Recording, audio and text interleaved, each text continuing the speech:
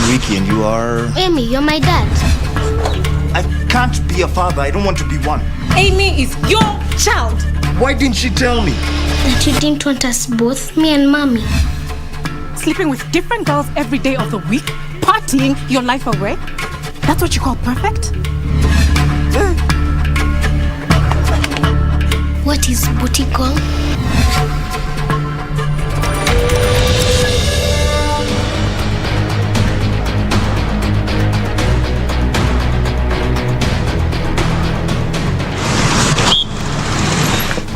Yeah.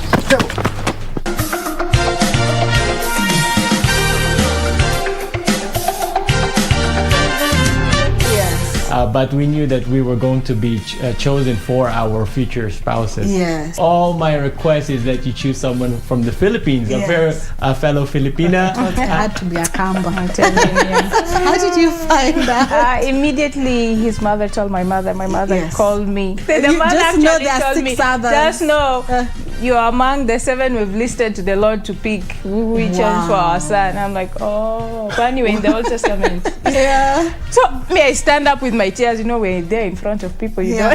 Well, maybe people were thinking these are tears of joy. Yeah, I know. And then in the congregation, I hear some girls also crying. Yeah. I'm like, why we are many today? Then they thought they're going to be missed picked out. Yeah.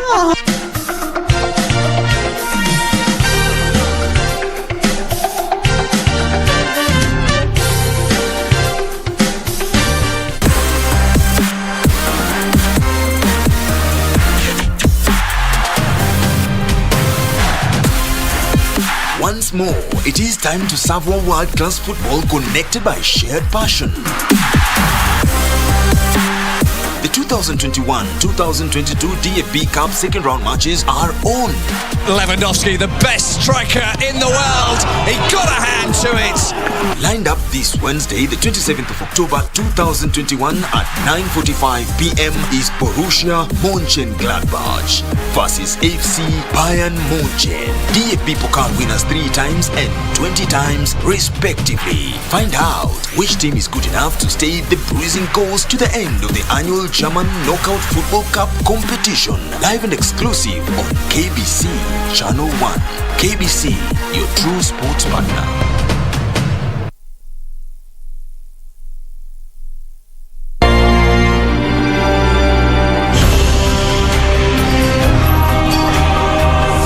First, let my people go. I know not his God, neither will I let his people go. You have not obeyed the Lord. This night, the Lord our God will deliver us from the bondage of Egypt. They shall die under my chariot wheels. So let it be written, so let it be done. Behold his mighty hand. Those who will not live by the law shall die by the law.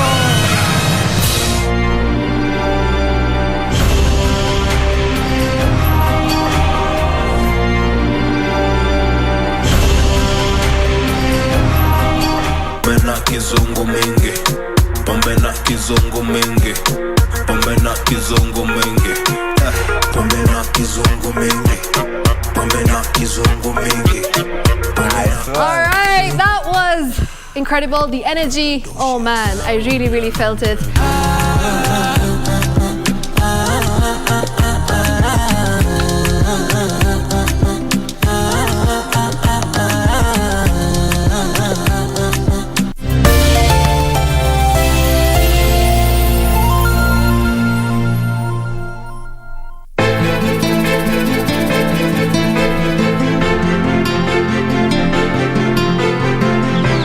Hivi kwa muda mrefu sana. Hebu niambie na mimi ni kitu gani ambacho unaona? Kusema kweli babu, mimi nina matatizo. Nadhani kuna mtu anajaribu kutuchezea akili, lakini sijui ni nani. Kutuchezea akili na nini? I'll come pick you later because I have to go somewhere. Okay, baby girl? Amekisia lolote? Hapana bibi.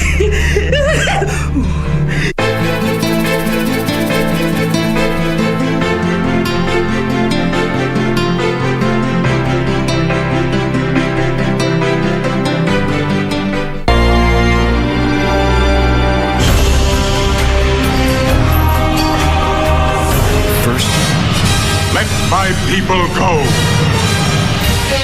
I know not his God, neither will I let his people go.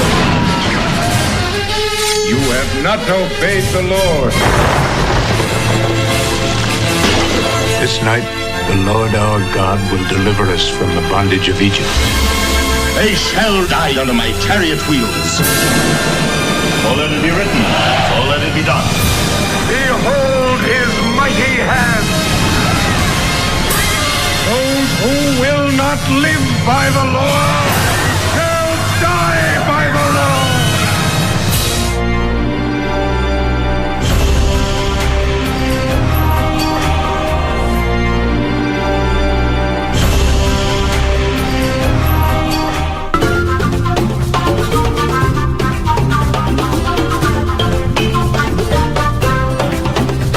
Wiki hii kwenye Mkulima tutajifunza jinsi ya kupata mbegu safi ya ndizi kwenye maabara.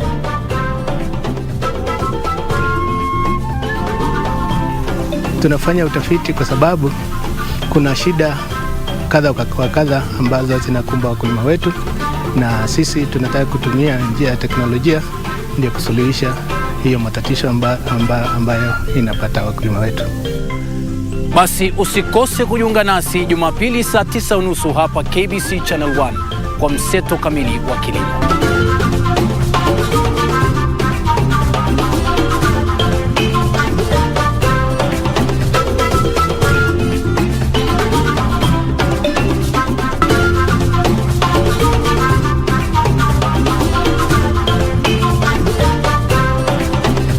Wiki hii kwenye Mkulima tutajifunza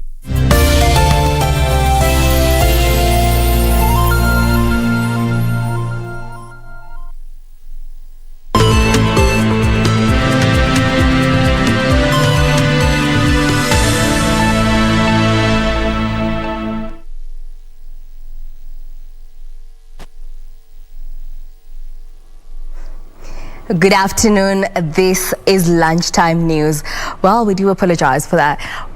My name is Jacky. Wambiru. Sign language interpreter is Susan Thuku. We shall be taking a look at matters of politics, education, health, among others. Remember, you can interact with us on our social media handles at KBC Channel 1. Now, to kick us off, Chief Justice Martha Koome is calling on the Political Parties Dispute Tribunal to effectively resolve disputes crippling political parties to straighten the country's democracy. Speaking after presiding over the swearing-in ceremony of the new members of the tribunal, Koome encouraged the tribunal to carry out its duties in a judicious and fair manner by following the Constitution to the letter. The newly inaugurated Political Parties Disputes Tribunal, PPDT, has its work cut out with the much-awaited party primaries looming. Chief Justice Martha Koome says with the tribunal now fully constituted after 3 new members took oath of office, focus should shift to executing its mandate in a free and fair manner. We need to build confidence of the Kenyans that we have systems and structures in place to guarantee that anybody with a grievance can be heard, and their grievances can be heard and responded to with a fair and just judgment. Koome called on the tribunal to expedite resolving disputes arising from political parties to strengthen our constitutional democracy. In your hands, together with the chairperson and 3 other members who have been in office, now rise the resolution of disputes relating to political parties and disputes arising from political parties' primaries. This means that you have a role in the protection of our democracy and realization of the Kenyans' right and expectation to have a free, fair, and credible elections. Political Parties Dispute Tribunal Chair Desmond Nungo said they are ready to undertake activities leading to the general election. Have made several sensitization forums We have worked together with the EACC. We have undertaken a corruption prevention index. We have identified the weak areas that we may have, and we can assure you, Your Lordship, the Chief Justice, that we are keen to build on the integrity of PPDT as an institution, knowing too well the crucial role that we are playing, with a view to seeing to it that the country undertakes credible elections.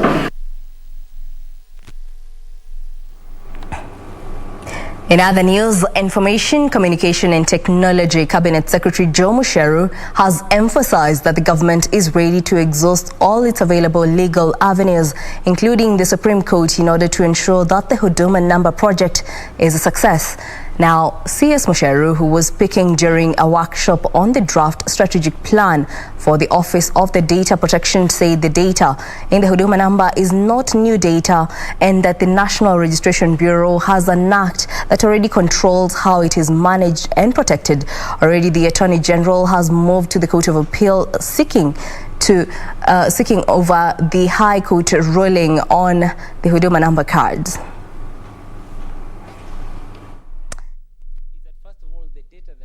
About. Already, if you look at the National Registration Bureau, it has an act, and in fact the director is here.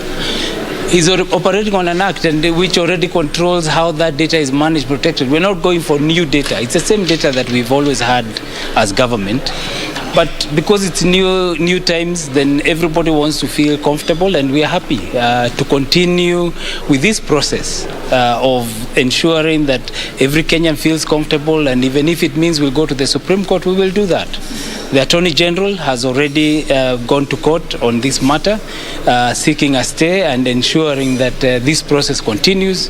Huduma Number is something that other countries have done and have done for many years.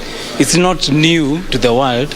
It's not something that people don't understand. So we will go all the way to the Supreme Court if necessary to ensure that Kenyans are going to have a card and a number that will make life easier. We are in the process of now rolling out what the Office of the Data Commissioner is expected to do. How will we do awareness creation, because there is a lot of concern that there isn't awareness creation out there. How will we make sure the institution has the necessary staff? How will we make sure the institution has the necessary registration requirement? Basically, that's what we are doing. And as a requirement of the Constitution, and Waziri has said, we continue to consult stakeholders. Now, in the political arena, leaders affiliated to the Democratic Party have endorsed the National Assembly Speaker Justin Muturi to seek the presidency in the party's ticket. While accepting the endorsement in Nyeri, Muturi pledged a responsible and a responsive government in the event he clinches the country's top seat. Addressing hundreds of youths, business operators and opinion leaders affiliated to the Democratic Party, Muturi, who has already been endorsed by the party's top organ to fly the presidential party ticket next year. For clarity and for avoidance of doubts, I repeat that I will be vying for the presidency of the Republic of Kenya on the Democratic Party of Kenya ticket. Therefore, today's meeting is to consult. Said his government will be one that will be responsible and responsive to the challenges affecting the people in their day-to-day lives. This is just to amplify that particular constitutional principle of consulting and participating with everybody so as to come up with policies and solutions that go to address the concerns of the people. Muturi said leaders must be accountable to the masses by listening to their grievances and responding through finding solutions to their problems. Muturi lamented at the low turnout for voters' registration, calling on young people to have their voices heard by enlisting as voters. Meanwhile, Mombasa ODM party chairman Mohamed Hamis has dismissed assertions by detractors that the party is losing popularity in the coastal region ahead of the next year's general polls. Kuanzia leo nimeamua kurudi ODM na ni nyumbani. Kwa sababu nilikuwa ODM, hizo zilikuwa ni siasa na siasa zina mbinu. Kwa hivyo wao walikuwa na mbinu na mimi nikawa na mbinu. Lakini kufikia leo nimerudi nyumbani. Hii ni dalili na ishara ya kuwa bado wagombeaji viti ambao wote wako serious wanatambua ya kuwa ODM ndio chama chenye nguvu ndani ya Mombasa.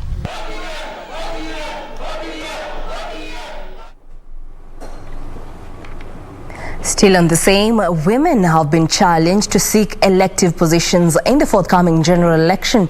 Kiambu Deputy Governor Joyce Ngoge says Kenyan women have the potential to elect a female president if they vote in numbers.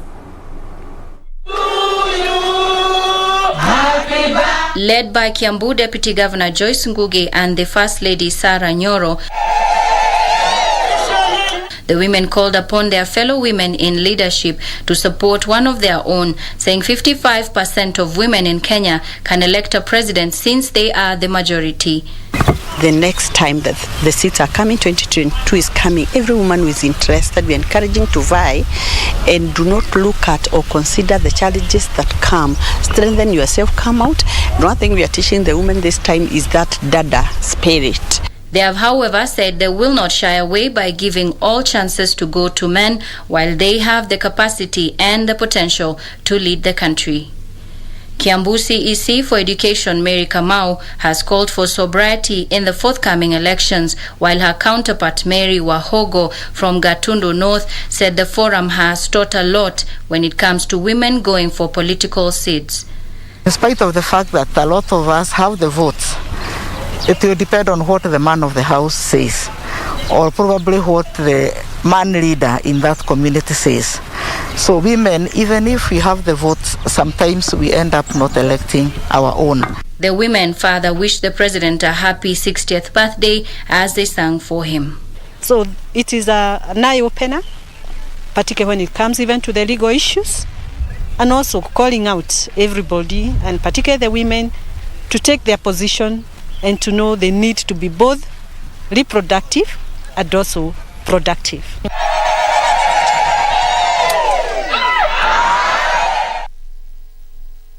Meanwhile, a family in Kajiado County is seeking justice after their daughter was found dead in a lodging 3 days after she was reported missing. The deceased, a mother of one, is said to have left her matrimonial home in Saina Estate on October 15th this year and was found dead less than a kilometer away.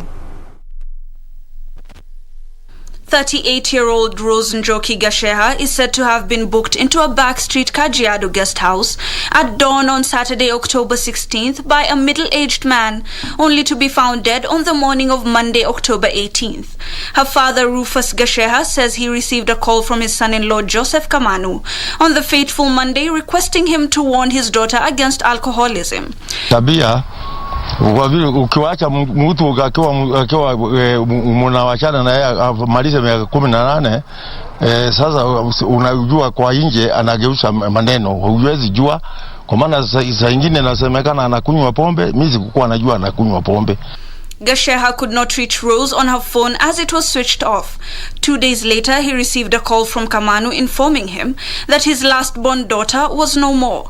Police reports show the body was collected from the lodging the day Kamanu reached out to his father-in-law. Alipatikana akiwa kwa room, kama amekaa huko kwa room siku 3. Kifo ni huyu mama alikuwa ameanza kunywa pombe, na babake aliambiwa na akatumiwa, alipigia mtoto yake simu na mtoto yake hakuchukua simu.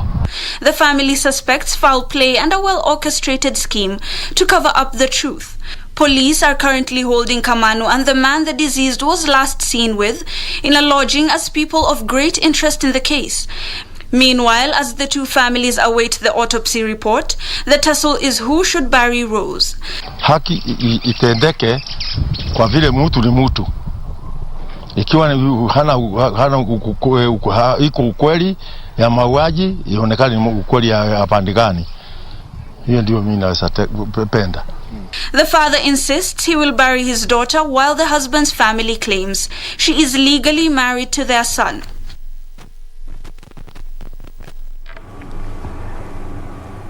Now, on matters of health, as cancer continues being a major threat to the lives of many Kenyans, residents in Laikipia County have been encouraged to go for regular screening to get timely diagnosis for the disease. According to medics, early diagnosis enables early stage detection of cancer when it is treatable.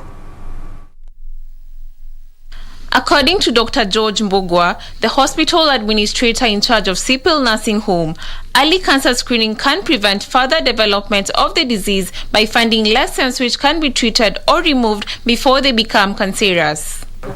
Kujiangalia ndio key, kula vizuri, kufanya exercise itasaidia kuzuia kansa ya matiti. Wale wengine pia wanakaa muda mrefu bila kupata watoto zaidi ya miaka 30.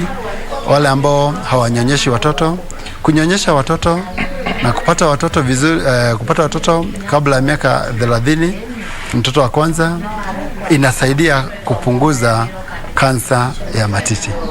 He stressed the need to empower and hire enough patient navigators and community health workers and for more partners to come on board to help in treatment and management.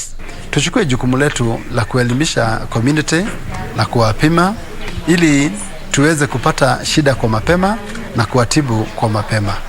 Kwa hivyo ni jukumu la kila mmoja wetu. His sentiments were echoed by Milka Wambiru, a cancer survivor who said there is need for women to go for regular screening. Ukisikia uko na hako ka uvimbo usiogope.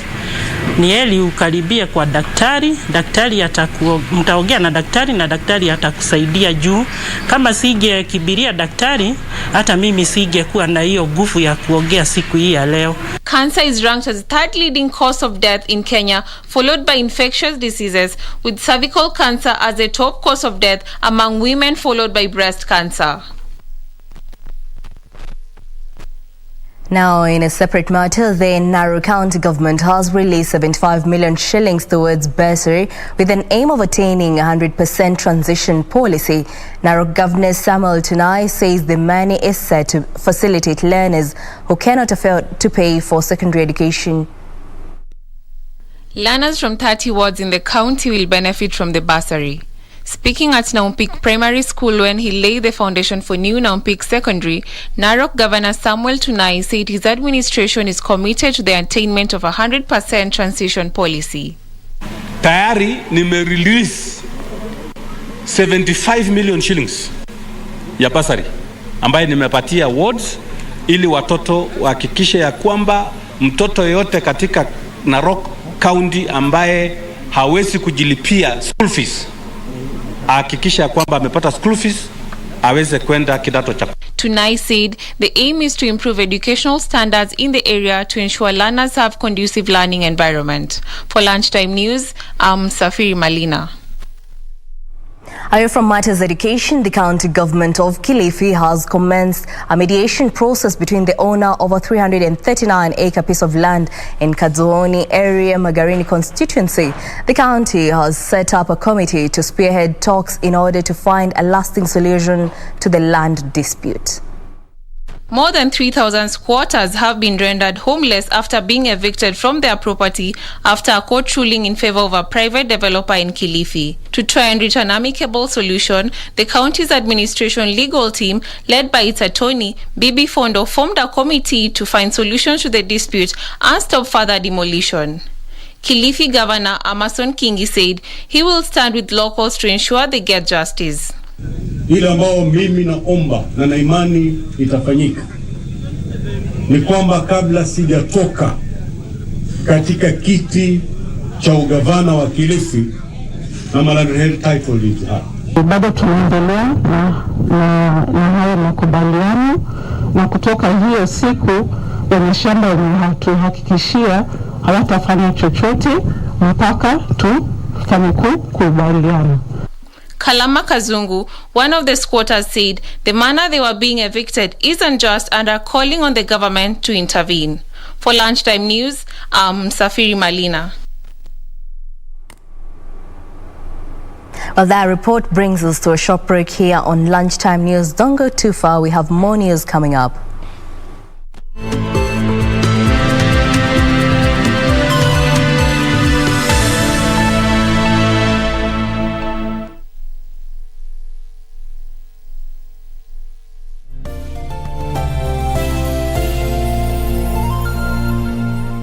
To get Jeremiah 29:11 as your skiza tune, dial star 811 star 397 hash. Jeremiah 29 verse 11. For I know the plans I have for you, declares the Lord. Plans to prosper you and not to harm you. Plans to give you hope and a future. To get Jeremiah 29:11 as your skiza tune, dial star 811 star 397 hash. Star 811 star 397 hash. Log on to the KBC website at www.kbc.co.ke to get the latest breaking news, entertainment,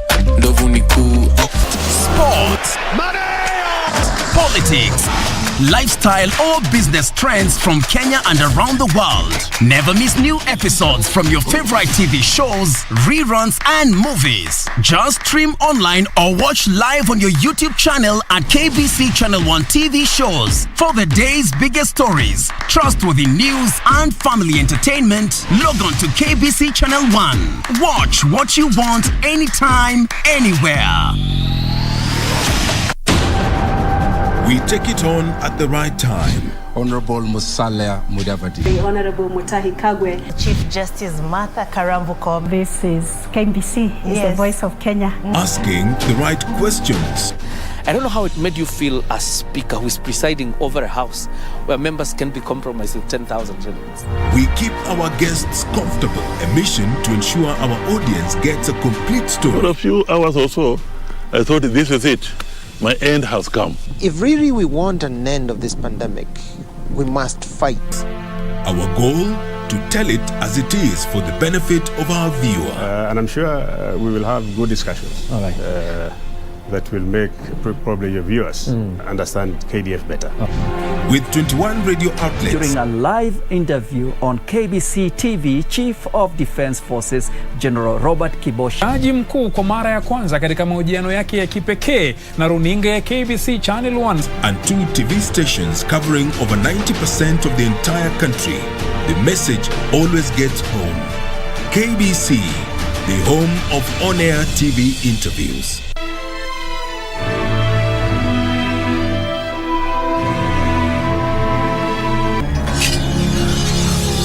Let go of me!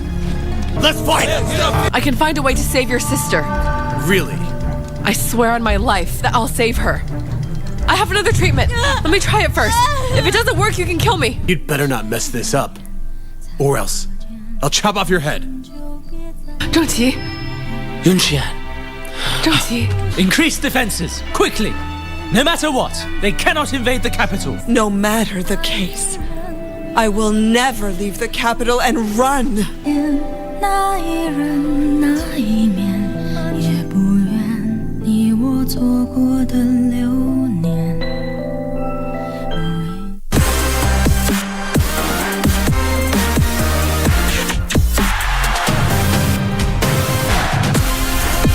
Once more, it is time to savor world-class football connected by shared passion. The 2021-2022 DFB Cup second round matches are on. Lewandowski, the best striker in the world. He got a hand to it.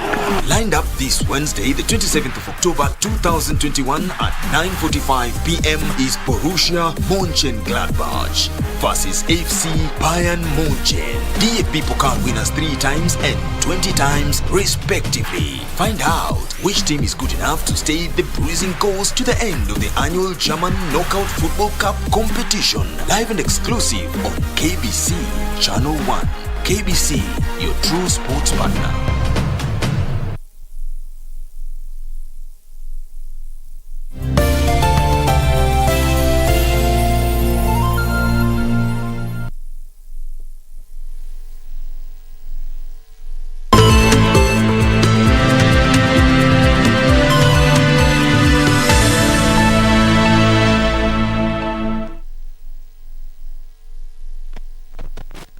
Welcome back. National Lands Commission wants county governments across the country to expedite the completion of the county special planning reports.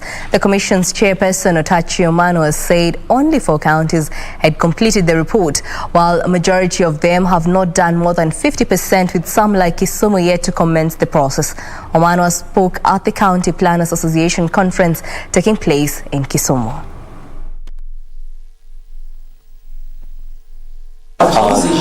And the PS counties to sort of speed up on the preparation of their spatial plans, and for all stakeholders, from the professionals, the ministry through the counties, to provide much greater emphasis to matters planning. As you may have heard from most of the keynote opening speeches, there is concern on a number of issues of planning, and particularly, and one of those that are highlighted, that is of great concern to everyone, because of rapid urbanization across the country. We've seen a lot of urban areas. The Big Four agenda has to succeed. It has to succeed because planning has been done efficiently, and that is one of the challenges that we are having. Identifying land, because all the Big Four agenda, they are basis on land. So getting land that is affordable, so that this big agenda 4 can be affordable and can be effective. And most of these agendas are in the counties. And of course, if the counties don't plan, then we have that problem. So in our mandate of monitoring and oversighting, we reached out to all the counties, and we've been doing that every year so that they can tell us where they are, the status of their spatial planning. Now, across borders, Sudan will reopen Khartoum Airport to all inbound and outbound flights on Wednesday. The head of Civil Aviation Authority, General Ibrahim Adlan, told news agencies that airports will resume operations starting Wednesday, 4 p.m. local time. Sudan suspended flights on Tuesday, a day after the military seized power and declared a state of emergency. Protests against the seizure of power by the military continued into the night, with crowds in Khartoum marching and blocking main roads. General Abdel Fattah al-Burhan sought to justify the coup by accusing political groups of inciting civilians against the security forces. Most cabinet ministers in the transitional government in Sudan were also reported to have been detained, although Prime Minister Abdallah Hamdok and his wife have been released. International condemnation of the coup has led the United States to declare it would suspend aid, while the European Union had threatened to do the same.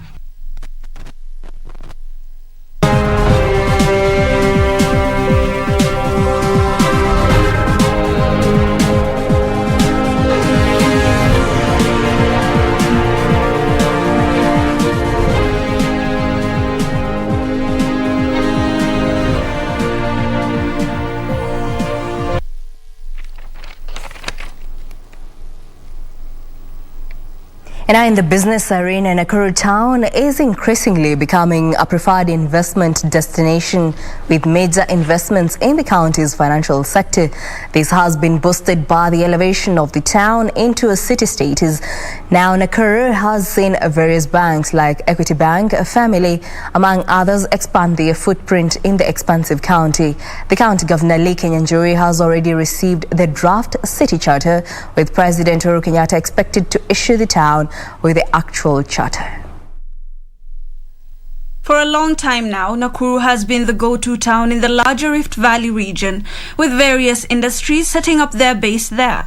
The county is one of the top tourism destinations in the country, boosted by the high number of visitors to its national parks and hotels. A number of companies have already expressed interest in setting up businesses in Nakuru County, with Unison Sacco opening its 11th branch within Nakuru's business district.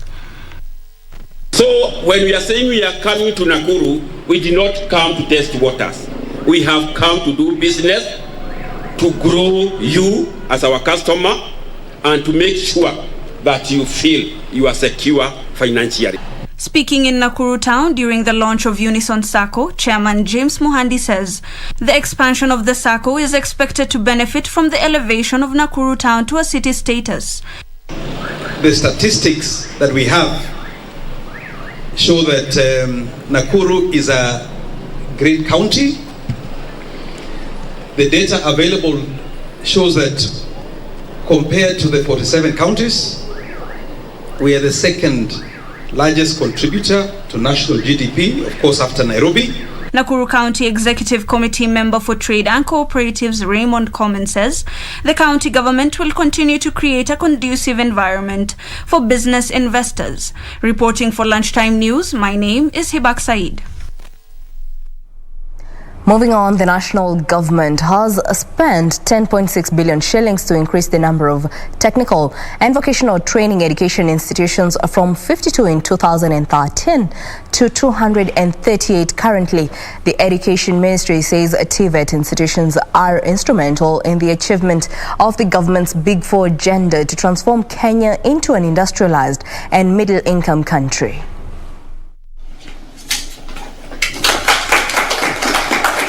During the commissioning of Mechanical Engineering Department at Sekuru TTI, Education Principal Secretary said the increase of technical and vocational education training is a deliberate strategy by the government to address youth unemployment through the provision of knowledge, skills, research and innovation. This gigantic shift to be able to transform our TVET to uniquely transformative technical skills that are demand-driven is one of a foolproof means to guarantee immediate and sustainable employability of our TVET graduates. But we have also gone a notch higher. We are just about to launch the TVET gateway, where we shall map all our graduate trainees with all the skills that they have, including the institutions and the kind of training that they are giving. She further stated with extensive training offered at these institutions, the youth can start their own businesses and support themselves financially. Local leaders lauded the national government for the support as the institutions would aid in the growth of the town economically. They urged locals to ensure the youth enroll to the learning center to acquire technical skills. There was really low uptake of admissions here, but today it has been reported at least over 500 students as a very good enrollment. And I have tried to market the institution myself and try to encourage people from within the constituency to join the institution. That we need to bring our students, our people, our young boys and girls to this institution. The master plan of this institute has 7 proposed departments, namely electrical and electronics, mechanical engineering, ICT, building and civil engineering, agriculture and hospitality management. Reporting for Lunchtime News, my name is Hibak Said.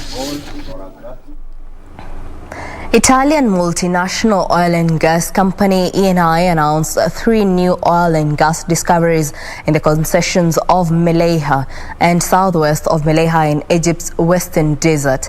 Now here are details of these and other stories from the continent. The Egyptian Ministry of Petroleum and Mineral Resources stated that Eni, an Italian multinational oil and gas corporation, has found 3 oil and gas discoveries in Egypt's western desert. According to the announcement, the finds in the Meleha development concession were found via the Yasmin W1X and MWD21 wells, which were drilled in the Amman region near the West Meleha deep field, respectively. The ministry and production tests revealed that it has a daily capacity of 2,000 barrels of light oil and 7 million cubic feet of associated gas. Meanwhile, Heidelberg Cement has signed an agreement to acquire 68% of the shares in the Tanzanian cement producer Tanga Cement. The company further strengthens its local business and creates significant synergies with its existing assets in Tanzania. Through its subsidiary Tanzania Portland Cement, the largest cement producing company in the country, Heidelberg Cement already has a good market position in Dar es Salaam in the eastern part of Tanzania. Finally, an increasing number of Ghanaian businesses are switching to solar energy to power their operations. Given the advances in solar PV technology, solar is more affordable than ever. Over the last decade, the price of electricity generated by solar has fallen by 89%. Ghanaian businesses pay $15 to $24 per kilowatt hour, up to double OECD average power costs. By using solar energy, they could save up to 30% on total power costs. They can reinvest these cost savings in their businesses by expanding operations and hiring new employees. This ultimately drives productivity and profitability.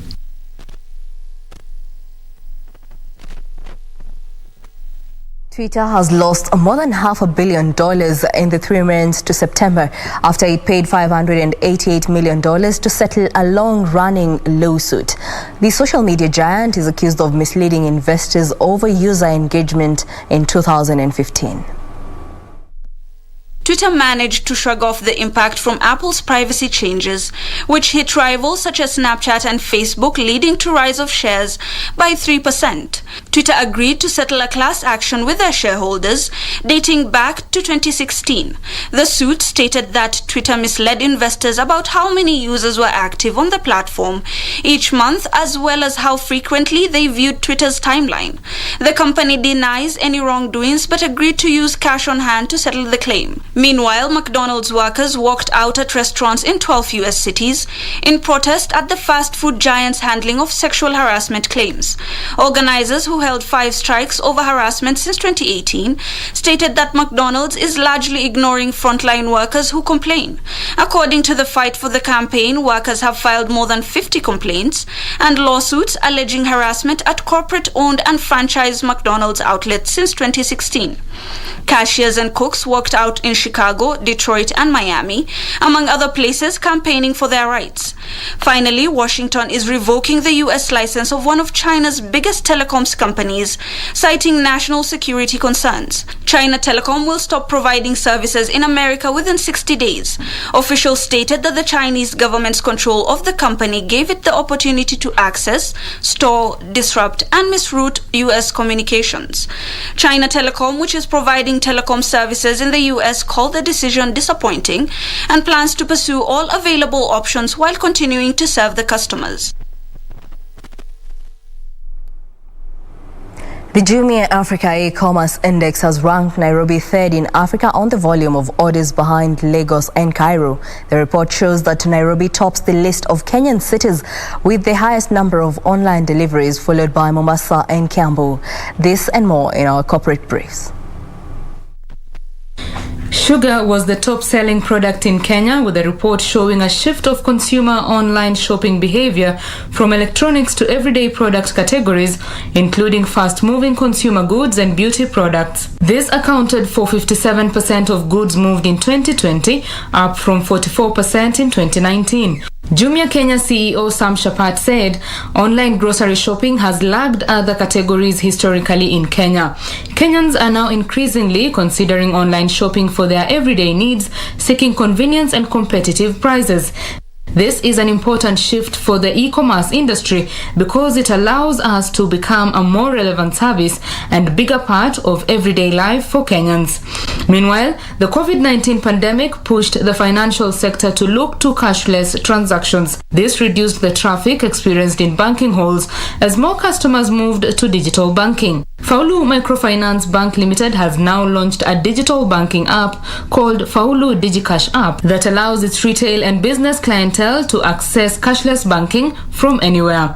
Faulu Bank CEO Apollo Njoroge says technology is raising the bar in customer experiences in the dynamic market for digital services. It means the banks can improve their decision-making capabilities within the credit space because we have developed very good solutions that allow the system to do what we call credit scoring. That credit scoring is because a lot of the transactions are digital, so we can see the turnovers, the customer pattern behavior, and basis all those decisions and the integrations we've done with other solutions. Finally, Kiambu County Government has entered into a memorandum of understanding with avocado farmers through cooperatives and Mo Farm Fresh Fruit Exporters Limited in a bid to boost farmers' growth through the export market. The MOU will see farmers add value to their produce and access new markets. Kama wewe ni mkulima peke yako unaenda kuuza, huwezi kuwa na bargaining power, utadanganywa. Pengine hata mkiwa wawili, brothers wawili, mmoja atanunua shilingi 10, mwingine atanunua shilingi 15, lakini wakiwa pamoja wako na bargaining power. Hata kwa kununua inputs, wanaweza kununua inputs kutoka nje. Betty Kiptum, Lunchtime News. Well, that brings us to a short break. Up next is Sport News. Don't go too far. We'll be right back.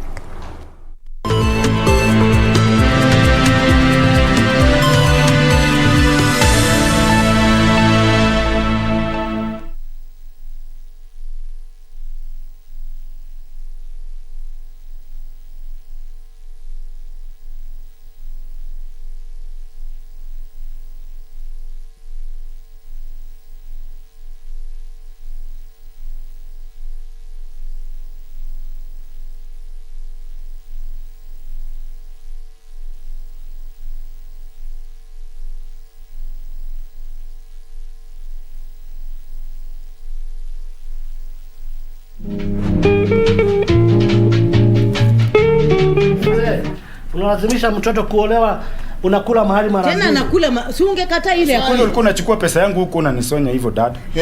Dad. Tati yako. Mimi ni papa yako. Kawaida huko na chielele sana. Hiyo nyumba sio kama tutakaa na wewe. Si kwanza hata hizo nguo unavaa ni watu wanakununulia wetigana manto yako. Watu gani?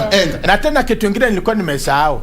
Anatabia hata siku hiyo kutoa nguo na kukuna kitovu kulaani mtoto yake. Lazima nimuoe kwa nguvu. My son. Calm down. Go slowly. Yeah. Just look at him. Come slowly.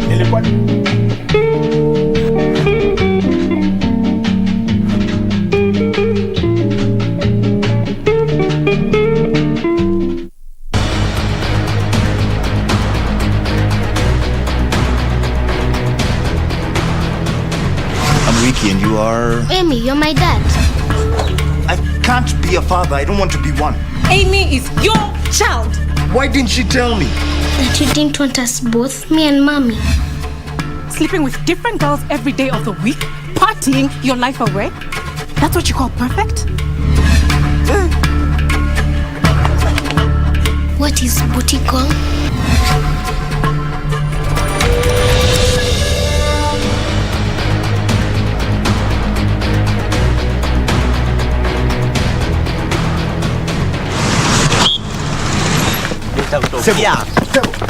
Pombe na kizungu mingi, pombe na kizungu mingi, pombe na kizungu mingi, pombe na kizungu mingi, pombe na kizungu mingi.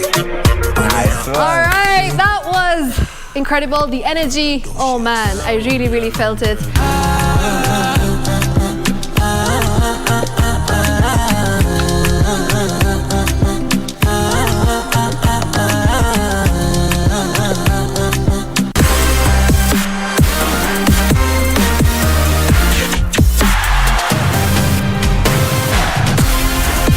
Once more, it is time to savor world-class football connected by shared passion. The 2021-2022 DFB Cup second round matches are on. Lewandowski, the best striker in the world. He got a hand to it.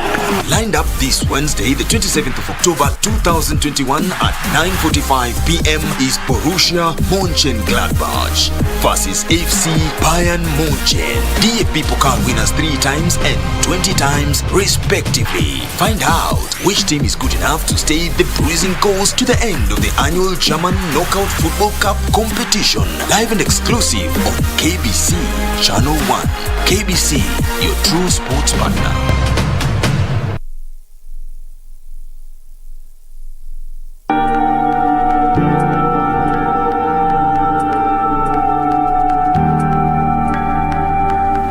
What exactly were you guys talking about? Nothing. Fiata ulimi wako. Huyo ni kama mamako. Nobody's like my mother. Would you consider marriage counselor? Pete, I really want things to work between us, and things can only work if you're both in it. Yani wewe ulikuwa serious na huyo mtu? To some extent. Then uko ni kutupa mbao. Mimi si kipofu. What exactly do you mean? Najua huyu jamaa anakusaidia financially. But she's your wife.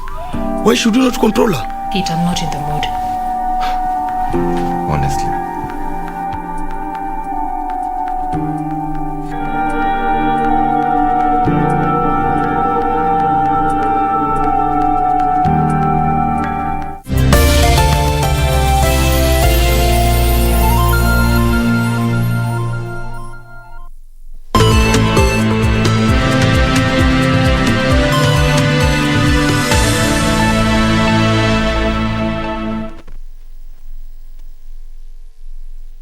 Welcome back. Still on matters business, over 30 micro, small, medium-sized enterprises are set to benefit from a 2 million shilling grant to boost their businesses that have been affected by COVID-19 disruptions.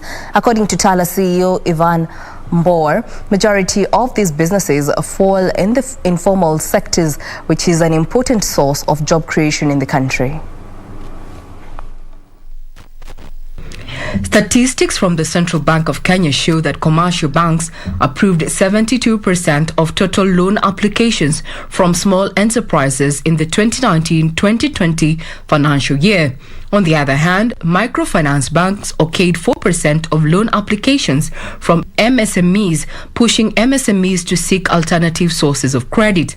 Traditionally, MSEs have faced systemic challenges leading to a mortality rate of 75% within 3 years of inception due to difficulty of 1.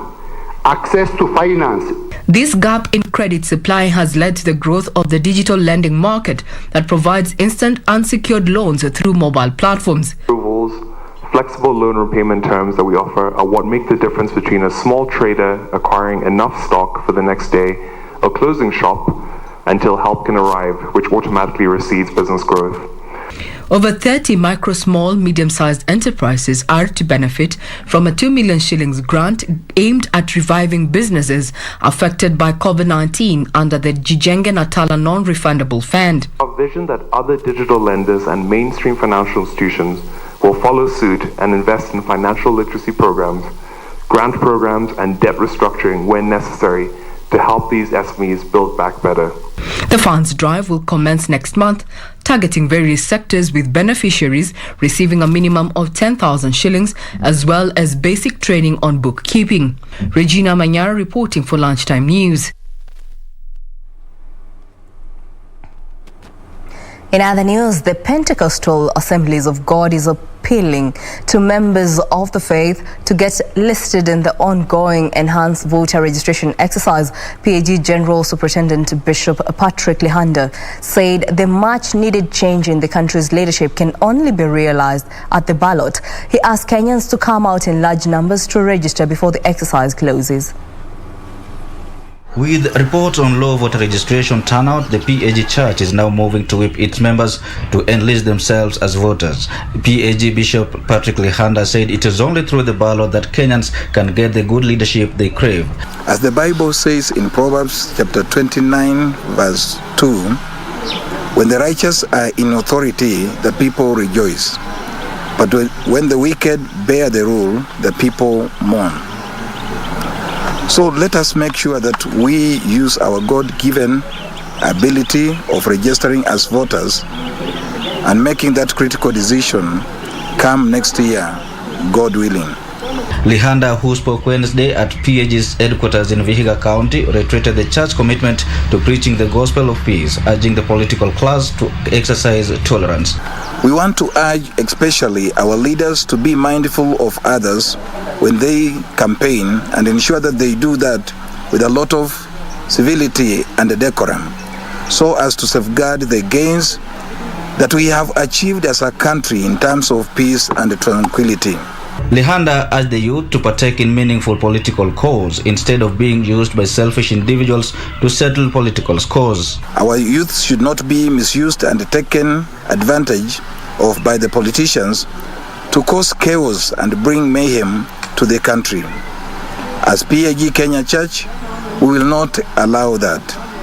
For Lunchtime News, I'm Wycliffe Okech. Well, that report brings us to the end of our bulletin this afternoon. Thank you for choosing Lunchtime News. For more news, check out our website at kbc.co.ke.